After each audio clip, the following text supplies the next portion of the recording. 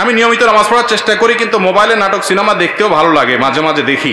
প্রশ্ন হলো, আমার নামাজ আল্লাহ তাআলা কবুল করবেন কিনা? মৃত ব্যক্তি যদি কোনো দেনাপানা থাকে, সেটা কি তার জন্য জানাজার পূর্বে মিটিয়ে দিতে হবে? ফজরের নামাজ জামাতে আদায় করতে না পারলে ওই সময় বাড়িতে আদায় করা সম্পর্কে জানতে চাই। ফজরের নামাজ যদি আপনি জামাতে আদায় করতে না পারেন, তাহলে সেক্ষেত্রে বাড়িতে আপনার যারা আছেন আত্মীয় স্বজন, আপনার বউ বাচ্চা, তাদেরকে নিয়ে বা যারা আছে তাদেরকে নিয়ে জামাতে আদায় করবেন, একা একা করবেন না। আর এটা মাঝে মধ্যে হতে পারে, নিয়মিত যদি এটা হয় তাহলে আপনি ভালো মুসলমান হতে পারলেন না। ফজরের নামাজ জামাতের সাথে যারা হাজির হয়, এরা হলো ওই এলাকার ওই মহল্লার ক্রিম মুসল্লি। ক্রিম মুসল্লি বুঝছেন? সবচেয়ে ভালো মানের মুসল্লি, ভালো মানের ইমানদার মুসলমান। যে মুসলমান ফজরের নামাজে হাজির হয়, যে মুসলমান অন্য ওয়াক্তে হাজির হয়, ফজরে হাজির হয় না, বুঝতে হবে এই মুসলমানে কি আছে, ভেজাল আছে। এই জন্য এ ক্লাসের মুসলমান হইতে হলে ফজরের জামাতে হাজির হইতে হবে। হঠাৎ একদিন আপনার মিস হতে পারে, এখন রাত 12টা পর্যন্ত যদি মোবাইল আর ফেসবুক টিপাটিপি করেন, তাহলে ফজর নামাজ চাইলেও জামাতে পড়তে পারবেন না। এই জন্য আগে ঘুমাইতে হবে। আগে ঘুমানো স্বাস্থ্যের জন্য উপযোগী, সুন্নাহ সম্মত, দেরি করবেন না। মোবাইল টিপাটিপি করেন, দিনের বেলায় করেন। শয়তান দেখবেন মোবাইল টিপার মধ্যে সবচেয়ে বেশি মজাটা দেয় রাতে, ঠিক না? বিশেষ করে বিছানায় শুইবেন আর মোবাইলটা একটু আধা ঘন্টা 1 ঘন্টা টিপবেন না, এটা তো হতেই পারে না, ঠিক না? ঠিক মোবাইলে মোনাজাত ধরে, মোনাজাত বুঝেন, এইভাবে 2 হাত দিয়ে ধরা মোনাজাতের মতোই তো। এরপরে টিপতে স্ক্রল করতেছেন, কোথায় যাচ্ছেন, কি খুঁজতেছেন নিজেও জানেন না, আঙ্গুল খাওয়ার অবস্থা গোষ্ঠে, ঠিক না?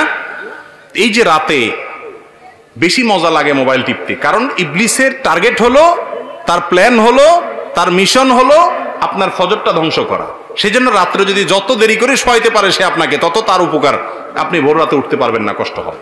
এই জন্য রাতে তাড়াতাড়ি শুইতে হবে। ফজর নামাজ কখনো মিস হয়ে গেলে বাসায় যারা আছে তাদেরকে নিয়ে জামাতের সাথে নামাজ পড়বেন, একা পড়বেন না। কারণ জামাতের সাথে নামাজ পড়লে একা নামাজ পড়ছে এতে 27 গুণ বেশি সওয়াব হয়। আপনি একটা জিনিস 1 টাকা দিয়ে যদি 27 টাকার সুবিধা পান, আপনি সেটা ছাড়বেন কোনোদিন? তাহলে জামাতে নামাজ ছাড়া একা কিভাবে নামাজ পড়া হতে পারে? এই চেষ্টা আমাদের থাকতে হবে। মৃত ব্যক্তির যদি কোনো দেনাপানা থাকে, সেটা কি তার জন্য জানাজার পূর্বে মিটিয়ে দিতে হবে? মৃত ব্যক্তির কোনো দেনা পাওনা থাকলে সেটা মিটাতে হবে, পাওনাদারের পাওনা পরিশোধ করতে হবে।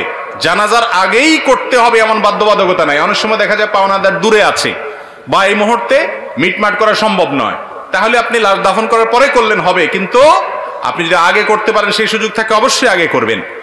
আর পরে করলেও আদায় হবে, কিন্তু এটা করতে হবে। অনেক সময় দেখা যায় একটা মানুষ মারা গেছেন, তার দেনা আছে, দোকানে বাকি আছে, এগুলো দেওয়ার খবর নাই, 40 খাওয়া নিয়ে টানাটানি, ঠিক না? ঠিক।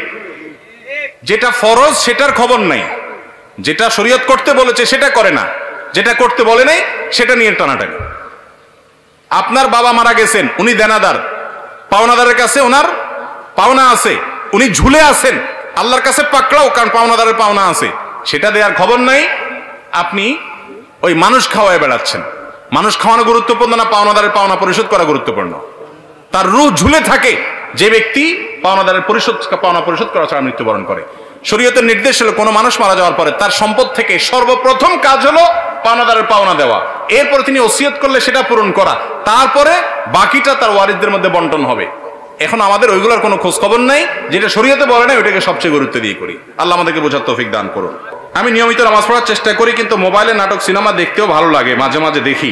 প্রশ্ন হলো, আমার নামাজ আল্লাহ তাআলা কবুল করবেন কিনা? ভাই, নামাজ হয়ে যাবে ফরজ যদি ঠিকঠাক মতো করেন, কিন্তু আপনি নামাজও পড়েন আবার নাটক সিনেমাও দেখেন, হারাম জিনিসও দেখেন, এর মানে হলো আপনার নামাজটা ঠিক মতো হচ্ছে না। নামাজ যদি খুব ভালোভাবে হয়, তাহলে অন্যায় অশ্লীল কাজ থেকে নামাজ আপনাকে কি করবে? বিরত রাখবে। যদিও আপনার নামাজ ত্রুটিপূর্ণ, তারপর আপনি নামাজ ধরে রাখবেন। ধরে রাখলে একসময় ইনশাআল্লাহ আপনি এই অপরাধ থেকে, পাপের কাজ থেকে, হারাম থেকে সরে আসার সুযোগ লাভ করবেন ইনশাআল্লাহ। আপনাকে ট্র্যাকে থাকতে হবে, চেষ্টা ছাড়া যাবে না, চেষ্টা থাকতে হবে, একসময় আল্লাহ তৌফিক দিবেন। আর মনে রাখবেন, আপনি নামাজ পড়ছেন, আল্লাহর কাছে ইবাদত নিবেদন করছেন, আবার যে কাজগুলো করছেন সেগুলো আল্লাহ, হারাম কাজগুলো করছেন সেগুলো আল্লাহ নিষেধ করেছেন। যে আল্লাহর নির্দেশ পালন করতে গিয়ে নামাজ পড়ছেন, সে আল্লাহর নির্দেশ পালন করতে গিয়ে আপনার চোখকে হেফাজত করতে হবে, কারণ দুইটাই কার নির্দেশ? আল্লাহর নির্দেশ। হারাম জিনিস দেখাতে সাময়িক আরাম হয়, স্থায়ী আরাম হয় না। চুলকানির মতো, যখন চুলকাবেন খুব মজা লাগবে, চুলকানি শেষ, এরপরে জ্বলবে। আর চুলকানির সময় যদি না চুলকায়, একটু ডলে ডলে চুলকানিটা থামায় দেন, তাহলে দেখবে না, জ্বলবে না। এই জন্য হারাম জিনিস দেখার জন্য মনের ভিতরে চুলকানি হয়, শয়তান উস্কায়, দেখ দেখ, দেখলে অনেক শান্তি পাবি, দেখার পরে ঠিকই অস্থিরতা লাগে, কি দেখলাম, হ্যাঁ চলে গেল, টেলিভিশন বন্ধ হয়ে গেল, সে চলে গেল, কি দেখলাম। আপনার মনের ভিতরে অস্থিরতা আরো বাড়ে, কখনো মনের প্রশান্তি আনে না, এগুলো মানুষকে অশান্তি করে। আজকে যুবকরা ডিপ্রেশনে ভুগছেন। কেন ডিপ্রেশনে ভুগছেন? ভোগের যত আইটেম আছে দুনিয়ার সবই তো